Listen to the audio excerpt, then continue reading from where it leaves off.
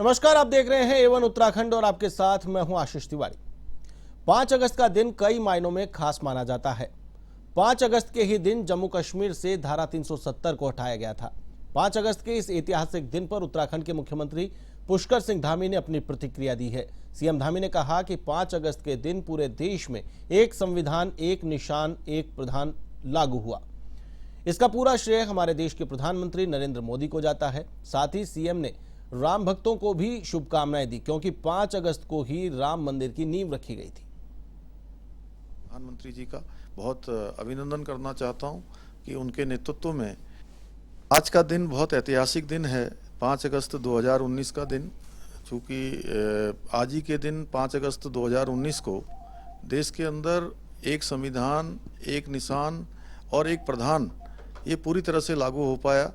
और इसका पूरा श्रेय हमारे देश के आदरणीय प्रधानमंत्री मोदी जी को जाता है, जिनके नेतृत्व में धारा 370 समाप्त हुई और देश का एक नया अध्याय प्रारंभ हुआ, जिस अध्याय की लोग देश की आज़ादी के कालखंड से लेकर लगातार इसका इंतजार करते रहे।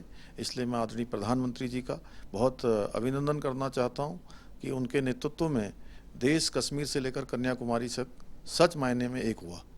हम सब के आराध्य देव भगवान श्री राम का भव्य और दिव्य मंदिर की जो नींव है वह भी आज ही के दिन रखी गई, जिसका भी राम भक्त और राष्ट्र भक्त लंबे समय से इंतजार कर रहे थे। आज का दिन बहुत सुप्रीम कोर्ट की तरफ से राहुल गांधी को दी गई राहत पर कांग्रेस में खुशी की लहर देखने को मिल रही है। देहरादून में भी कांग्रेस मुख्यालय में कांग्रेस कार्यकर्ताओं ने जश्न मनाते हुए आतिशबाजी की और एक दूसरे को मिठाई खिलाकर शुभकामनाएं दी। इस दौरान कांग्रेस प्रदेश अध्यक्ष करण माहारा ने प्रेस वार्ता कर बीजेपी सरकार पर निशाना साधा। उन्होंने कहा कि भाजपा की तरफ से कांग्रेस के बड़े नेताओं को तोड़ने का काम किया जा रहा है, चाहे सीबीआई का डर दिखाकर हो या फिर ईडी की छापेमारी का। कांग्रेस प्रदेश अध्यक्ष ने कहा कि राहुल गांधी ने भी आवाज उठाई और उनकी आवाज को दबाने की कोशिश की गई। देश भर में भाजपा ने पिछले 9 सालों में 10 चुनी हुई सरकारों को गिराने का काम किया है। वहीं लोकतंत्र की हत्या भाजपा सरकार लगातार कर रही है।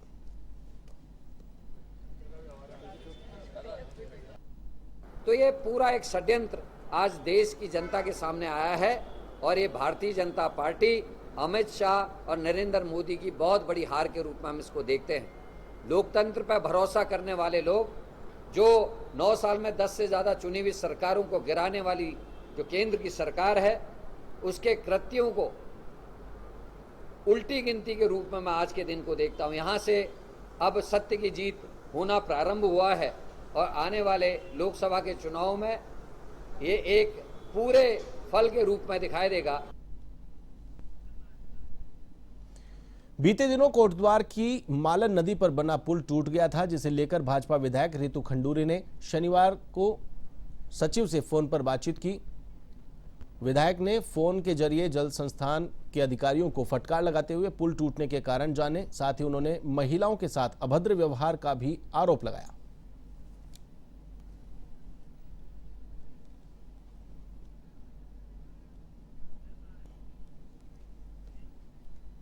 सुप्रीम कोर्ट की ओर से राहुल गांधी को मिली राहत के बाद कांग्रेस पार्टी में खुशी का माहौल है।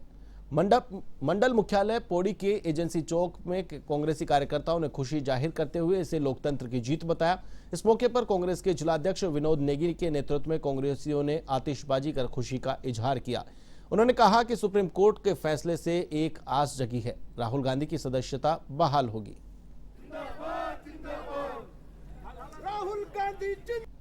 जो फैसला आया है वो राहुल गांधी जी के पक्ष में आया है, कांग्रेस पार्टी के पक्ष में आया है। निश्चित रूप से ये बुराई पे सच्चाई की जीत मानी जा सकती है। जिस तरह से भाजपा ने माहौल बना रखा था और लगातार जो है राहुल गांधी जी को वो लोग चाह रहे थे कि किसी तरह से इनकी सदस्यता को समाप्त कर दिया जाए और आने वाले चुनावों में ये प्रतिभाग न कर सकें, इस तरह की इनकी पूरी साजिश थी। हम ये कह सकते हैं कि सुप्रीम कोर्ट ने जिस तरह का फैसला सुनाया है, देश को एक उम्मीद जग गई है कि कहीं ना कहीं न्यायपालिका अभी भी जीवित है। अमृत योजना में लालकुआं रेलवे स्टेशन को शामिल किए जाने के बाद से लगातार रेलवे के अधिकारियों द्वारा स्टेशन का निरीक्षण किया जा रहा है। इसी क्रम में 6 अगस्त को लालकुआं रेलवे स्टेशन का प्रधानमंत्री नरेंद्र मोदी वीडियो कॉन्फ्रेंसिंग के जरिए शिलान्यास करेंगे। कार्यक्रम को ध्यान में रखते हुए डीआरएम रेखा यादव ने लालकुआं रेलवे स्टेशन का बारीकी से निरीक्षण किया और अधीनस्थों को आवश्यक दिशा निर्देश दिए। उन्होंने जानकारी देते हुए बताया कि अमृत योजना में शामिल रेलवे स्टेशन लालकुआं में 24 करोड़ की लागत से विभिन्न सुविधाओं का लाभ यात्रियों को दिया जाएगा।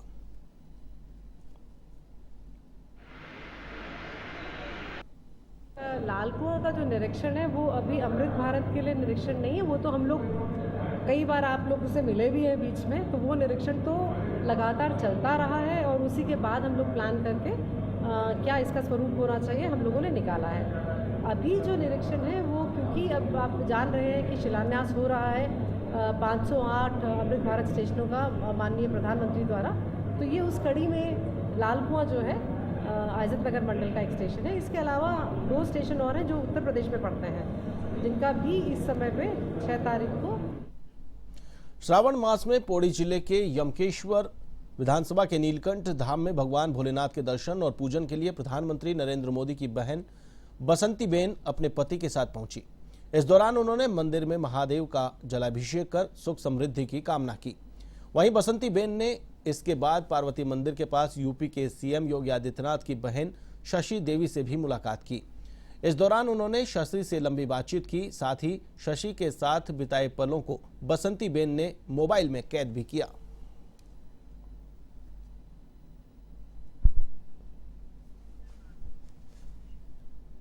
लालकुआं में अवैध रूप से संचालित आशीर्वाद अस्पताल के खिलाफ हिंदूवादी संगठनों और व्यापारियों ने मोर्चा खोल दिया है। वहीं मौके पर पहुंची पुलिस ने संचालकों को हिरासत में ले लिया। इधर अपर मुख्य चिकित्सा अधिकारी के नेतृत्व में पहुंची स्वास्थ्य विभाग की टीम ने अस्पताल को सीज कर दिया। संचालक को 10,000 का चालान पेश करने के लिए 15 दिन का समय दिया है। आपको बता दें कि हल्दूचौड़ गोला रोड स्थित मैन बाजार में अवैध रूप से अस्पताल संचालित किए जाने की सूचना पर यह कार्रवाई की गई है।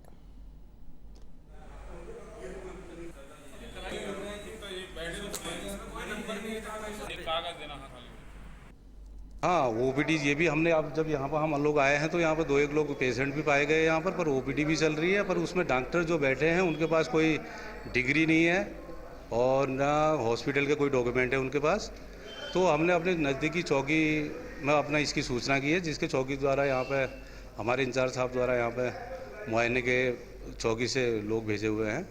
देखिए अब आगे क्या कार्रवाई होती है। जैसी कल हमें सूचना मिली थी इस बारे में कि इस तरीके से यहाँ पर एक बाहरी व्यक्ति जो रामपुर से है, बिना सत्यापन के है और किसी अन्य समुदाय का है। मेन चीज़ हम तो संगठन के नज़रिए से उसको देखते हैं, हिंदू संगठन। तो यहाँ पर अभी जांच करी, पता चला कि मौके पे 2 लड़कियाँ यहाँ पर पाई गई और इनके पास ना कोई सत्यापन, ना रजिस्ट्रेशन और कुछ भी कागज़ यहाँ पर मिले नहीं हैं और इनके जो पर्चियाँ छपी हैं उसमें कोई रजिस्ट्रेशन नंबर नहीं, डॉक्टर का नाम भी नहीं है। तो अभी हल्दूचौड़ चौकी में इसकी सूचना देके वहाँ से बुला लिया गया। 1.5 लाख की हम किस चीज़ पे मांग कर लेंगे? आप कोई भी इस चीज़ को समझदार होगा समझेगा। किस चीज़ पे 1.5 लाख की मांग करेंगे? किसी ज़बरदस्ती छीन भी नहीं सकते, कुछ भी नहीं। ना ही कोई ओपीडी हुई है, ना ही ओटी चली है, कुछ भी नहीं हुआ है। जब तक रजिस्ट्रेशन नहीं होगा इसमें एक भी मरीज देखा नहीं जा रहा है और ना ही देखा जाएगा। 5,000 के गैंगस्टर आरोपी को पौड़ी की रिखणी खाल पुलिस ने बिहार के नवादा से गिरफ्तार किया है। एसएसपी पौड़ी श्वेता चौबे ने जानकारी देते हुए बताया कि बिहार निवासी आरोपी पवन सोनी और उसके 2 अन्य साथियों के खिलाफ गांव की भोली भाली महिलाओं से धोखाधड़ी का मुकदमा दर्ज था, जिस पर उसके 2 साथियों को पहले ही गिरफ्तार किया जा चुका है, लेकिन गैंग का मुख्य आरोपी सोनी फरार चल रहा था।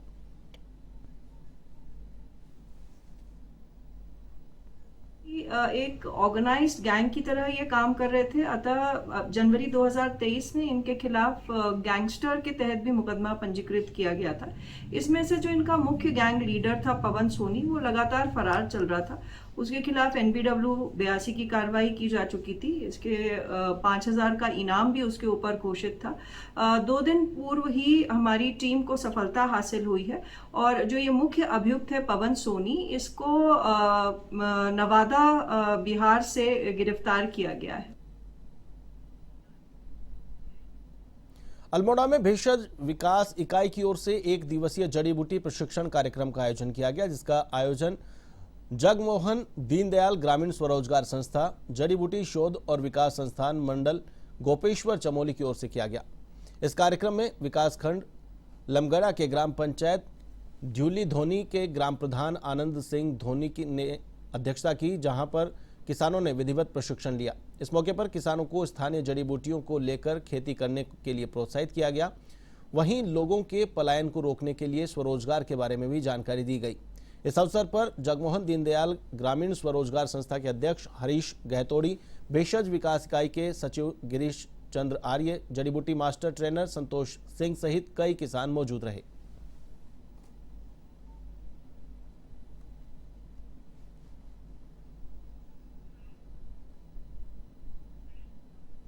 उत्तर प्रदेश का ज्योति मौर्या प्रकरण अभी थमा भी नहीं था कि उत्तराखंड में भी एक ऐसा ही मामला सामने आया है, जहां एक पति ने अपनी पत्नी को पढ़ा लिखा कर प्रोफेसर बना दिया। फिर क्या था, पत्नी ने पति से धीरे धीरे किनारा करना शुरू कर दिया। यही नहीं, पत्नी ने पति के ऊपर कई तरह के आरोप लगाकर पुलिस में मामला भी दर्ज करा दिया। ऐसे में पीड़ित पति न्याय के लिए हल्द्वानी के बुद्ध पार्क में धरने पर बैठा है।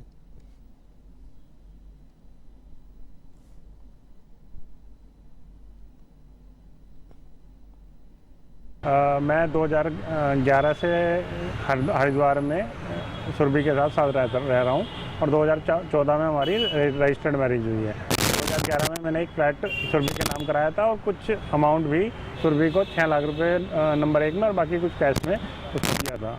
उसकी PhD कराने में मेरा पूरा हो रहा है, मैंने पूरा सपोर्ट किया है और सब तरह से खर्चा वर्चा मैंने किया है और उसे एक फ्लैट और जो और घर का सारा सामान है वो सब दिलवाया।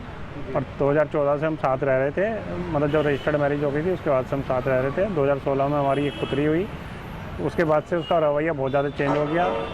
रोज़ लड़ाई झगड़ा, बच्चे को मारना पीटना और उस तरह से बहुत ज़्यादा व्यवस्था ख़राब होने लगी। फिर उसने मुझे घर से ये कह के निकाल दिया कि भाई ये फ्लैट मेरे नाम है तो तुम इस घर से चले जाओ।